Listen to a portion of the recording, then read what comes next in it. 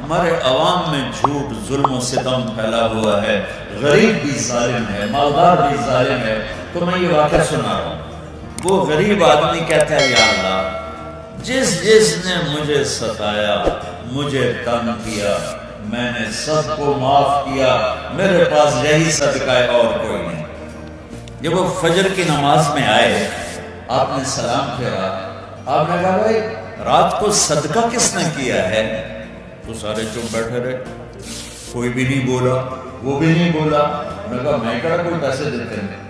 تو سب خاموش، کسی کی طرف سے جواب نہیں آیا کہ جی میں نے صدقہ کیا۔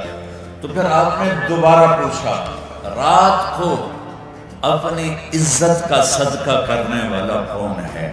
من المتصدق بعرض اللیلہ، آج رات اپنی عزت کا صدقہ کس نے کیا؟ تو پھر وہ فقیر کھڑا ہوا کہ یا رسول اللہ مجھے جوش تھا کہ تیرے رب کے نام پہ خرچ کروں، میرے پاس کچھ نہیں تھا، تو میں نے کہا یا اللہ جس نے مجھے ٹھیس پہنچائی، مجھے بے عزت کیا، میں نے سب کو معاف کیا۔ تو میرے نبی نے فرمایا تیرا صدقہ میرے رب کا پیغام آیا ہے کہ قبول ہو چکا ہے۔ تو آپ کتنے بیٹھے نا، دائیں بائیں، عورتیں مرد بڑے چھوٹے، کسی نہ کسی کے ساتھ سینگ پھنسے ہوئے ہوں گے، اس کو یہاں معاف کر دو، یہ بہترین صدقہ بنے گا اور اللہ کی بارگاہ میں قبولیت کا شرف پائے گا۔